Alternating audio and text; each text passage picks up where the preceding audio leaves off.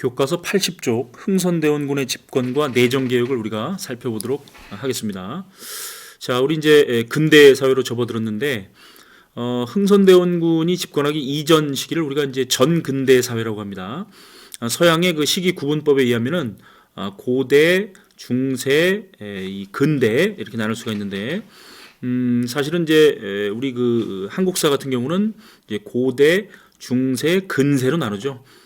그래서 이제 근세가 바로 이제 조선시대고, 조선 말, 흥선대원군이 이제 집권하는 시기 이후부터를 이제 이 근대시기라고 부르고, 1945년 우리가 이제 일본으로부터 해방되죠. 그 1945년 이후를 이제 현대사회라고 부릅니다. 그래서 이 근현대사를 우리가 지금부터 공부를 하는데, 근현대사는 이제 10년 단위로 쪼개서 이제 공부를 해야 됩니다. 그래서 오늘 이 시간부터는 선생님이 이제 이 특급 필기를 바탕으로 해서 이제 강의를 진행하도록 하겠습니다. 오른쪽에 선생님이 사전에 시간을 절약하기 위해서 필기 내용을 좀 써놨습니다. 흥선대원군이 집권하기 이전 시기를 우리가 세두정치라고 부르죠. 세두정치는 이제 안동 김씨 등 특정 가문이 권력을 독점하던 그런 시기입니다. 그래서 이제 순조, 헌종, 철종 이렇게 3대 60년 동안 세두 정치가 이제 이어졌는데요. 세두 정치의 마지막 왕인 철종이 아들이 없이 죽습니다. 그래서 이제 이 왕족 중에서 한 명을 이제 왕을 세워야 되는데 바로 이명복이라고 하는 사람, 당시 이제 12살이죠. 이 사람이 이제 왕이 되니 이 고종이 바로 이제 1863년에 즉위를 하는데 12살의 어린 나이로 정치를 하기 어려우니까 바로 이 고종의 아버지 이 흥선대원군이 실제로 국정 운영을 이제 주도를 합니다. 그래서 1873년 고종이 직접 정치를 할 때까지 한 10년 동안 흥선대원군이 이제 개혁 정치를 펼치는데 이 시기는 상당히 말도 많고 탈도 많았던 그런 시기죠. 이제 구체적으로 살펴보도록 하겠습니다. 흥선대원군이 이제 권좌에 올라 보니까 흥선대원군의 고민이 세 가지가 생기죠. 첫 번째는 세두 정치죠. 이 세두 정치 문제를 어떻게 해결할 것인가? 세두 정치란 특정 가문이 권력을 독점하면서 왕권이 매우 약화된 굉장히 비정상적인 정치 형태죠. 그래서 흥선대원군은 이 세두 정치라고 하는 고민을 해결하기 위해서 이제 왕권 강화책을 추진하게 되는 거죠. 그 다음에 세두 정치 때 홍경래 난이니 임술농민봉기니 농민봉기가 매우 많이 일어났죠. 왜 농민들이 봉기를 일으켰습니까? 바로 전정, 군정, 환곡이라고 하는 그 세 가지 세금 걷는 행정이 문란해졌기 때문에 그렇습니다. 그래서 이 고민을 해결하기 위해서 흥선대원군은 이 농민 생활을 안정시키기 위해서 어떻게 됩니까? 삼정의 문란을 해결해 주면 되겠죠. 그래서 삼정의 문란을 해결하고 농민들의 생활을, 백성들의 생활을 안정시키는 민생 안정책이 나오는 겁니다. 그리고 세두 정치 시기에는 모양이 이상한 배, 모양이 다른 배, 서양의 배를 일컫는 말로서 이양선이라고 부릅니다. 그 이양선이 조선의 연해안에 출몰을 하죠.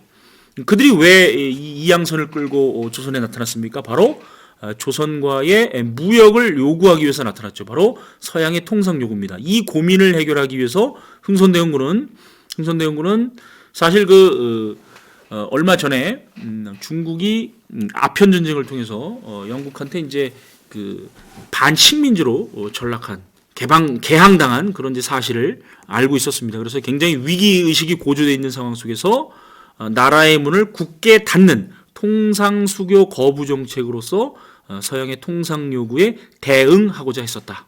그래서 흥선대원군의 세 가지 기본적인 대내외적 정책은 왕권 강화책, 민생 안정책, 통상 거부 정책이라고 볼 수가 있죠. 흥선대원군의 대내 정책부터 먼저 보겠습니다. 위에 두 개가 바로 대내적인 정책인데요. 우선 이 세두 정치 문제를 해결하기 위해서 어떻게 됩니까? 세도 가문을 축출해야 되겠죠. 그리고 이제 정권에서 소외되었던 남인과 북인 등 능력에 따라서 인재를 등용해야 되겠죠. 가문에 따라서 등용을 하면 안 되겠죠. 그리고 이제 흥선대원군은 이제 정치적 기반이 이제 약했죠. 그래서 자기 지지 세력을 확보하기 위해서 종친을 우대하고 종친부라고 하는 이제 이 기구를 만듭니다. 종친이라고 하는 것은 이제 왕의 부계 쪽 친척들을 얘기하는 거죠. 자, 그리고 두 번째, 이 세도 가문이 장악하고 있었던 조선 후기 최고의 기구가 바로 비변사입니다.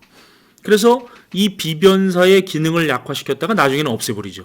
그리고 비변사가 가지고 있던 정치 군사 기능을 원래의 관청으로 돌려주죠. 바로 정치 기능은 의정부에게 돌려주고, 그 다음에 군사 기능은 이 삼군부라고 하는 군사 기구를 다시 부활시켜서, 그래서 이제 삼군부에게 군사 기능을 부여해서 이 정치와 이제 군사를 분리시키죠. 그리고 이제 조선 제1의 정궁인 경복궁, 바로 이제 이 태조 이성계가 이제 건립한 궁궐인데 임진왜란 때 불탑니다. 그래서 이제 이 재정 부족으로 인해서 방치돼 있었는데 왕실의 위엄을 되살리기 위해서 경복궁 중건 사업을 합니다. 이 경복궁 중건 사업은 꽤 많은 돈이 들어가겠죠. 그래서 이제 이 경복궁 중건에 필요한 재정을 마련하기 위해서 원납전을 이제 징수합니다. 말은 자원에서 납부하는 돈인데 이 강제로 징수했습니다. 그래서 양반과 백성들에게 굉장한 불만을 샀고요. 그다음에 이제 당백전을 발행하죠. 이 당백전이라고 하는 것은 상평통보의 100배의 가치를 가진 고액 화폐입니다. 국가가 고액 화폐를 마구마구 찍어낸다? 어떻게 됩니까? 인플레이션으로 인해서 이제 물가가 상승하죠. 물가가 상승하면 역시 백성들이 힘들죠. 그래서 이 경복궁 중건 사업에 언납전 징수, 당백전 발언이 있고요. 여기 이제 쓰진 않았지만 경복궁 중건에 필요한 나무와 돌이 많이 들어가죠. 그래서 양반들의 그 조상의 무덤 주변에 있는 그 묘지림을 또 이 벌목을 해서 이 양반들로부터 굉장히 또 불만을 사고, 그 다음에 이제 이 당백전 발행으로 인해서 백성들로부터 불만을 사고, 그리고 이제 경복궁을 짓는데 많은 노동력이 필요하니까 백성들의 이제 역을 동원하니까 이 경복궁 중건은 양반과 백성 모두에게 이 불만을 샀다. 그리고 이제 법치에 의한 통치 기강을 바로잡기 위해서 법전을 편찬하는데 두 가지 법전이죠. 대전회통, 육전조례를 편찬했다. 다음으로 민생안정책으로 넘어가겠습니다. 농민들의 생활을, 백성들의 생활을 안정시키기 위해서는 이 삼정의 문란을 해결해 줘야 되겠죠. 그래서 민생안정책은 이 삼정의 문란을 해결하는 방향이 이제 중점적입니다. 자, 삼정의 문란 중 이제 전정의 문란을 해결하기 위해서 이 전정이라고 하는 것은 토지세입니다. 그래서 1결당 원래 그 4두에서 6두를 내는 게 영정법이라고 지난번에 얘기했는데 뭐 100두 정도 거둘 정도로 전정이 굉장히 문란해졌습니다. 이 문제를 해결하기 위해서 흥선대원군은 양반들의 토지 겸병을 이제 금지를 하죠. 그리고 이제 양반들은 이제 이 관리와 짜고 자기 토지를 일부러 숨깁니다. 그래서 토지대장에 이제 등록돼 있지 않으면 세금을 내지 않죠. 그래서 이제 이 문제를 해결하기 위해서 흥선대원군은 양전사업, 이건 토지조사 사업이죠. 그래서 토지조사 사업을 통해서 숨어있는, 양반들이 가지고 있는 숨어있는 토지, 은결이라 부릅니다. 은결을 토지대장에 등록시켜서 이제 세금을 걷었죠. 이게 이제 전정의 문란 해결 방법이고, 두 번째로 이제 군정의 문란은 뭡니까? 군정이라고 하는 것은 이제 군대 가는 행정인데, 조선 후기에는 영조 때 균역법이 실시돼서 1년에 1필만 군포를 바치면 이제 군 복무를 한 걸로 봐주는 거죠, 국가가. 그런데 이 군정의 문란이라고 하는 것은 뭐 16세가 안 된 어린 아이에게 걷는 뭐 환구첨정, 죽은 사람에게 걷는 백골징포, 내야 될 사람이 이제 못 내면 이웃이나 친족에게 걷는 이제 인징족징이 있었죠. 오죽하면 이제 정약용의 애절량이라고 하는 시에 보면 남자아이가 태어나면 남자아이의 중요한 부분을 부모가 잘라서 이 남자가 아닌 것처럼 해서 분포의 부담을 벗어나려고 했던 그런 정말 이 애절한 그런 시가 있습니다. 물론 이제 애절이라고 하는 뜻은 이제 이 그 애절량이라고 하는 뜻은 양이라고 하는 거는 이제 이 남자의 중요한 부분이고, 절, 끈다, 이제 슬프다 이런 뜻이죠. 그래서 군정의 문란을 해결하기 위해서 군정이라고 하는 거는 어쨌든 16세부터 60세 사이에 일반 양인들, 농민들이 이제 지는 거니까, 군포를 부담하는 거니까, 이걸 해결하기 위해서 양반들에게도 군포를 부담시키는 호포제 또는 호포법을 시행했다. 이 호라고 하는 거는 이제 집을 얘기하는 거죠. 이 군포를 집에다가 부과하는 겁니다. 양반 백성 관계없이 집에다가 이제 부과를 하면서 이것도 이제 양반들의 반발이 좀 심했죠. 세 번째는 환곡입니다. 환곡은 이제 조선 후기에 고리대처럼 운영이 됐었죠.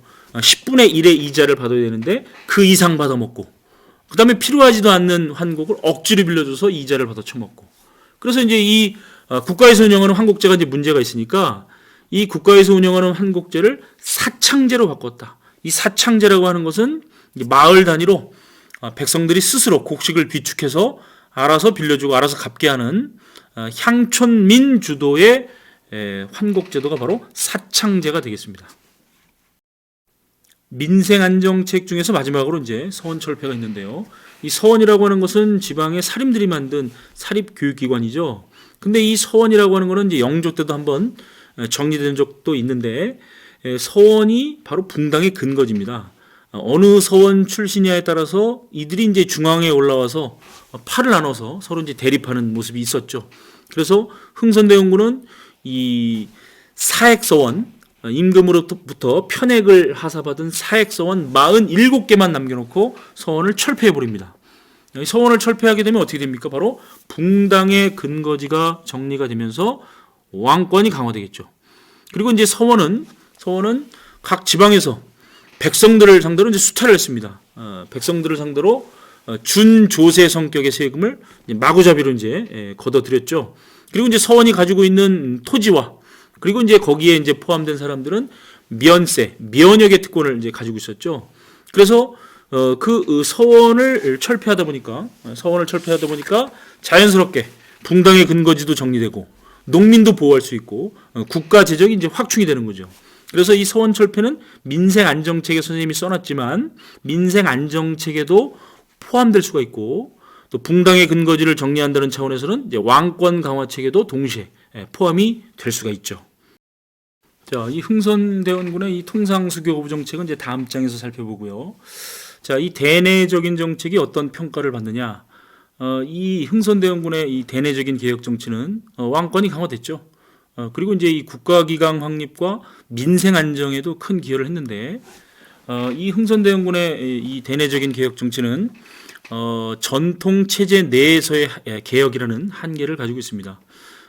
당시 그 이웃 나라인 일본을 보면 1868년에 메이지 유신이라고 하는 사건이 일어나서 천황을 중심으로 해서 각종 근대적인 개혁을 추진하는데, 이 조선만큼은 이 흥선대원군이 바로 이제 옛날 왕정 체제, 복고풍이죠. 왕정 체제로 이제 돌리려고 하는 그런 개혁이었다는 점에서 한계를 지적하고 있습니다. 관련 사진을 좀 보겠어요. 자, 흥선대원군이 이제 경복궁을 중건했다 그랬죠. 그래서 지금 보시는 경복궁은 바로 이 흥선대원군 때 만들어진 경복궁인데, 이 경복궁의 가장 메인 건물이 근정전이죠. 왕이 이제 이 정사를 보는 곳인데, 여기 이제 신하들이 쭉 아침에 이제 조회를 하죠. 그래서 이제 동쪽에는 동반, 문반이죠. 서쪽에는 무반, 서반이죠. 이렇게 이제 아침에 조회를 했던 가장 상징적인 건물이 바로 근정전입니다. 여기 이제 선생님이 있습니다. 어디에 있는지 많은 사람들이 있는데, 선생님을 한번 찾아서 나중에 이제 등교 계약 때 얘기를 해주면 선물을 주겠습니다. 자, 이것은 이제 경복궁 안에 경회로라고 하는 장소인데요. 이 경회로는 이제 이 루자가 들어가는 건물은 2층 건물입니다, 무조건. 그래서 이제 연회 장소입니다. 연회 장소. 자, 같은 경회로입니다. 그다음에 이제 옥호루라고 하는 장소는 이제 나중에 명성황후가 이제 시해됐던 장소로 추정되는 곳입니다. 옥호루, 명성황후가 시해됐던 장소다. 자, 다시 돌아가서 중요한 내용 여러분들 밑줄을 좀 치겠습니다. 자, 교과서로 이제 돌아오셔가지고 여기 이제 이 비변사를 혁파했다. 비변사를 혁파했다. 네모를 치시고요. 경복궁 중건 네모죠. 경복궁 중건에 이제 재정이 부족해져서 원납전을 강제 징수했고, 그다음에 이제 일당 100이죠. 바로 그 상평통보의 100배의 가치를 가진 당백전을 발행했다. 그리고 이제 많은 농민들을 공사에 동원해서 고통받았고, 양반들의 묘지림까지 벌목했다. 그래서 경복궁 중건은 양반 백성 모두로부터 반발을 샀던 정책이었다. 자, 밑줄 치고는 밑줄을 치시고요. 다음 장으로 넘어가겠습니다. 여기 보면 이제 서원철폐, 서원철폐 네모를 치겠습니다. 이 서원철폐를 통해서 붕당의 근거지를 정리를 하죠. 그리고 이제 이 농민 수탈을 막음으로써 농민을 이제 보호할 수 있었고, 그다음에 이제 서원에 어떤 그 소속된 사람들은 이제 면역, 그리고 서원이 가지고 있는 토지는 면세의 특권이 있었는데, 이 서원이 이제 47개만 남기고 정리되다 보니까 국가 재정이 확충이 됐었죠. 자, 이 서원 철폐에 대해서 이제 흥선대원군은 이걸 반대하는 사람이 있다면, 내가 공자가 살아서 돌아온다 하더라도 나는 이 서원 철폐를 번복하지 않겠다. 서원 철폐를 하겠다. 강력한 의지로 서원 철폐를 이제 했었는데, 굉장히 그 양반들의 반발이 굉장히 심했었죠. 그다음에 이제 이 양전 사업으로 토지 대장에서 빠진 토지를 찾아 조세를 부과하였다. 이걸 이제 은결이라 불렀죠. 토지 대장에서 빠진 토지, 은결을 색출했다. 그래서 이제 요거는 이제 전정의 문란을 해결하는 방법이고, 호포제는 이제 군정의 문란을 해결하는 방법이죠. 그래서 양반에게도 군포를 부과하는 호포제 또는 호포법.